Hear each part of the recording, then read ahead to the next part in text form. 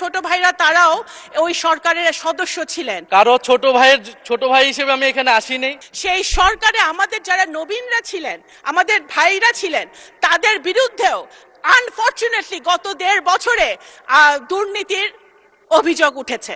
আমি একটু ব্যক্তিগত কৈফিয়তের জায়গা থেকে কথা বলতে চাচ্ছিলাম।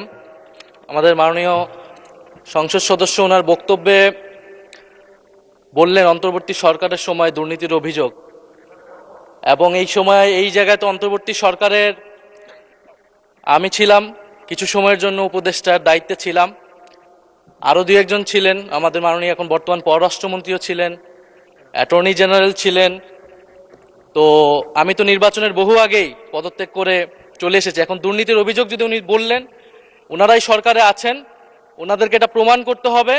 এটার প্রমাণ জাতীয় সংসদে যদি বলেছে, ওনাদেরকে এই প্রমাণ দিতে হবে নাহিদ ইসলামের নামে কি দুর্নীতির অভিযোগ উঠেছে, নাহিদ ইসলাম কোথায় দুর্নীতি করেছেন। মাননীয় স্পিকার, আমি সেই প্রমাণ ওনাদের কাছে চাচ্ছি। আরেকটি বিষয় মাননীয় স্পিকার, আপনার দৃষ্টি আকর্ষণ করছি, এখানে সবাই জনগণের ভোটেই নির্বাচিত হয়ে এসেছে, সবাই নির্বাচিত প্রতিনিধি। হ্যাঁ, আমার বয়স 28, আজকে আমার জন্মদিন, এবং আমি নবীন সদস্য, কিন্তু এখানে মাননীয় স্পিকার আমিও জনগণের ভোটেই নির্বাচিত হয়ে এসেছি। কারো ছোট ভাই হিসেবে আমি এখানে আসিনি। ফলে সবাই মাননীয় সংসদ সদস্য হিসেবে সবাই যে সম্মান মর্যাদা প্রত্যাশা করে, সবাই যেটা পায়, আমরাও কিন্তু সে একই জিনিস প্রত্যাশা করি। ধন্যবাদ। এটি আপনি মাননীয় স্পিকার দেখবেন। আপনার ধন্যবাদ। মাননীয় বিরোধী দলের চিফ হুইপ, আপনি নিশ্চয়ই লক্ষ্য করেছেন ট্রেজারি বেঞ্চের সদস্যরাও টেবিল চাপড়ে আপনাকে জন্মদিনের অভিনন্দন জানিয়েছে। আর প্রতিমন্ত্রী শামা ওবায়দ কারো নাম নিয়ে বলেন নাই, বলেছেন তরুণ সদস্যরা, কারো নাম বলে নাই, তো কারো নাম বলে নাই। আমাদের দেশের একটা দুর্ভাগ্য হলো, আমরা দেখেছি রাজনৈতিক দলের নেতারা বা নেত্রীরা ইতিহাস লিখতে চায়। যখন আমরা ইতিহাস লেখার চেষ্টা করি, যেমন আমরা দেখেছি গত ফ্যাসিবাদ আওয়ামী লীগ সরকার নিজের আপন মনের মাধুরী মিশিয়ে ইতিহাস বিকৃত করেছিল, সেই ইতিহাস যখন আমরা লিখতে চাই, তখন আমরা আপন মনের মাধুরী মিশিয়ে ইতিহাস লেখার চেষ্টা করি। আমি মনে করি বাংলাদেশের ইতিহাস, মুক্তিযুদ্ধের ইতিহাসবিদদের লেখা উচিত। তাহলে বোঝা যাবে কার কখন কিভাবে কোন সময় কোন ভূমিকা ছিল। রাষ্ট্রপতির ভাষণ, কোন রাষ্ট্রপতির ভাষণ? রাষ্ট্রপতি সেই রাষ্ট্রপতি যে রাষ্ট্রপতি আমাদের জুলাই যোদ্ধারা যারা শহীদ হয়েছেন, যাদের রক্ত দিয়েছেন 17 বছর ধরে, যে সকল বিএনপির নেতাকর্মীরা প্রাণ দিয়েছে, গুম হয়েছে, খুন হয়েছে, তাদের রক্তের বিনিময়ে আমরা যে 5ই আগস্ট পেয়েছিলাম, তারপরে যে ইন্টারিম সরকার এসেছিল ডক্টর ইউনূসের নেতৃত্বে, সেই সরকার যেই রাষ্ট্রপতি শপথ পড়িয়েছিলেন, সেই রাষ্ট্রপতির ভাষণ, এবং সেই সরকারে আমাদের যারা এখানে সামনে বসে আছে আমার ছোট ভাইরা, তারাও ওই সরকারের সদস্য ছিলেন। যদি রাষ্ট্রপতি অবৈধ হয়, যদি রাষ্ট্রপতির ভাষণ অবৈধ হয়, তাহলে তৎকালীন সরকারও কিন্তু অবৈধ হয় নাকি সেটা ভেবে দেখতে হবে। কোন রাষ্ট্রপতি? সেই রাষ্ট্রপতি যেই রাষ্ট্রপতি এই মজলুম, আজকে আমাদের মাননীয় বিরোধী দলের নেতা উনি সবসময় একটি কথা বলেন যে এই সংসদ মজলুমদের সংসদ। সত্য কথা, 100% সত্য কথা।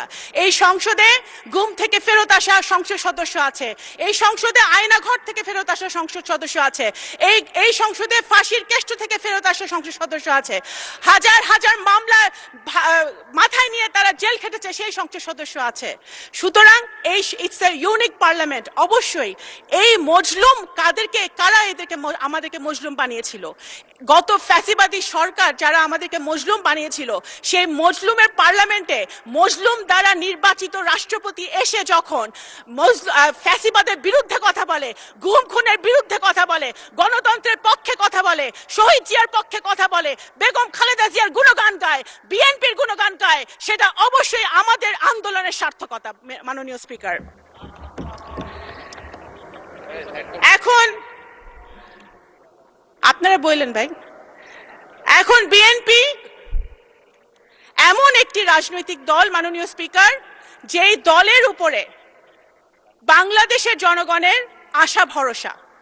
সুতরাং বিএনপিকে ক্রিটিসাইজ হবে সেটা আমরা জানি। বিএনপি এমন একটি দল যেই দলের নেতাকর্মীরা সেই দলের নেত্রীর মতো আপোষহীন হয়ে একদিনের জন্য আইডেন্টিটি গোপন করে রাজনীতি করে নাই।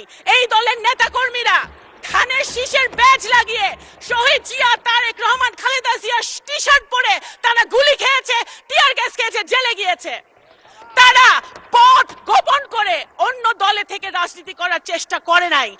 মাননীয় স্পিকার, আমাদের বিএনপি সেই দল, শহীদ রাষ্ট্রপতি জিয়াউর রহমানের দল, যিনি দেশের ডেভেলপমেন্টের জন্য কখনো আন্তর্জাতিক জাতীয় কারোর সাথে আপোষ করেন নাই। বেগম খালেদা জিয়ার দল, যিনি দেশের গণতন্ত্রের জন্য, স্বাধীনতা, সার্বভৌমত্বের জন্য কারোর সাথে আপোষ করে নাই। এই দলের হাজার হাজার নেতাকর্মী জান দিয়েছে, প্রাণ দিয়েছে, ভবিষ্যতেও জান দিবে, প্রাণ দিবে।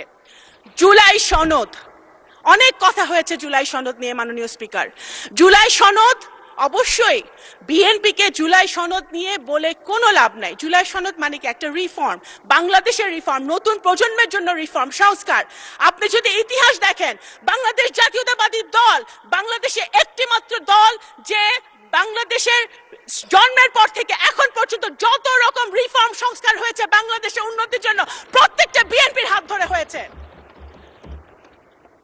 খাল খনন, গার্মেন্টস শিল্প, পার্লামেন্টারি ডেমোক্রেসি, তত্ত্বাবধায়ক সরকার থেকে শুরু করে নারী শিক্ষা, সবকিছুর পিছনে ছিল বিএনপির হাত, দেশনেত্রী বেগম খালেদা জিয়া এবং শহীদ জিয়ার হাত। এবং এখন যেটা হচ্ছে reform, family card, farmers card, আমাদের নতুন প্রজন্মের জন্য কাজ, এই সব কিছুই হচ্ছে জনাব তারেক রহমান বিএনপির হাত দিয়ে, যেটার আপনারাও সুফল পাবেন ইনশাল্লাহ প্রিয় দলের নেতৃবৃন্দ। সুতরাং বিএনপিকে জুলাই সনদ বাস্তবায়ন হবে না সেটা বলে লাভ নেই। বিএনপির হাত দিয়ে জুলাই সনদ বাস্তবায়ন হবে ইনশাল্লাহ। এবং মাননীয় স্পিকার, শুধু এই যে সকল অন্যায়, অত্যাচার, অবিচার বাংলাদেশের মাটিতে হয়েছে, জুলাই অভ্যুত্থানে যারা শহীদ হয়েছে, আমাদের যারা গুম হয়েছে, যারা খুন হয়েছে, তাদের বিচারও বিএনপির হাত দিয়েই হবে ইনশাল্লাহ বাংলাদেশের মাটিতে। মাননীয় স্পিকার, আমরা খুশি, আমি ব্যক্তিগতভাবে আমি একজন রাজনৈতিক কর্মী হিসেবে খুশি হয়েছিলাম যখন আমাদের দেশের ছেলেমেয়েরা মাঠে নেমেছিল কোটার আন্দোলনে, একটা ইস্যুকে কেন্দ্র করে, দেশকে ভালোবেসে। আমরা সেটা খুশি হয়েছিলাম, কারণ আমরা সবসময় বলে আসছিলাম যে এই দেশের নতুন প্রজন্ম রাজনীতি পছন্দ করে না, দেশকে ভালোবাসে না। সেটা জুলাই অভ্যুত্থান মিথ্যা প্রমাণ করেছে। কিন্তু আমরা এটাও দেখেছি জুলাই সনদের পর, জুলাই অভ্যুত্থানের পরে, 5ই আগস্টের পরে যে সরকার গঠিত হয়েছে, সেই সরকারে আমাদের যারা নবীনরা ছিলেন, আমাদের ভাইরা ছিলেন, তাদের বিরুদ্ধেও আনফরচুনেটলি গত 1.5 বছরে দুর্নীতির অভিযোগ উঠেছে। এটা কিন্তু মাননীয় স্পিকার, যখন আমরা নতুন বাংলাদেশের কথা বলি, নতুন অভ্যুত্থানের কথা বলি, নতুন প্রজন্মের কথা বলি, তখন আমরা এই জিনিসটা আশা করি না। আপনারা শুধু ফেসবুকে স্ট্যাটাস দিয়ে ভাইরাল হওয়ার জন্য বড় বড় কথা বলে পলিটিক্স হয় না মাননীয় স্পিকার। দেশের জন্য যদি কাজ করতে হয়, দেশের জনগণের জন্য যদি কাজ করতে হয়, সরকার, বিরোধী দল সরকারের একটি অত্যন্ত গুরুত্বপূর্ণ অংশ, যদি সরকারে থেকে কাজ করতে হয়, তাহলে এক্সপিরিয়েন্স যেমন দরকার, সাহস যেরকম দরকার, বুদ্ধিমত্তাও সেরকম দরকার।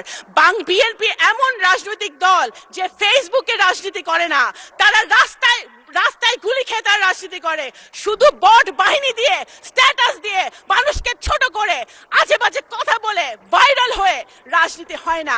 যদি 71 সালে ফেসবুক থাকতো, যদি 71 সালে সোশ্যাল মিডিয়া থাকতো, তাহলে হয়তো দেশ স্বাধীন হতো নাকি আমরা জানি না মাননীয় স্পিকার। আমি একজন মুক্তিযোদ্ধার সন্তান, আমি এতটুকুই বলতে পারি মুক্তিযুদ্ধ নিয়ে যে মাননীয় স্পিকার, আপনি একজন বীর মুক্তিযোদ্ধা। মুক্তিযুদ্ধ we cannot replace মুক্তিযুদ্ধ with anything else. একদিকে মুক্তিযুদ্ধ, আরেকদিকে যত আন্দোলন হয়েছে এবং ভবিষ্যতে বাংলাদেশে যত আন্দোলন হবে সবগুলো একদিকে, মুক্তিযুদ্ধ একদিকে, সবকিছু আরেকদিকে।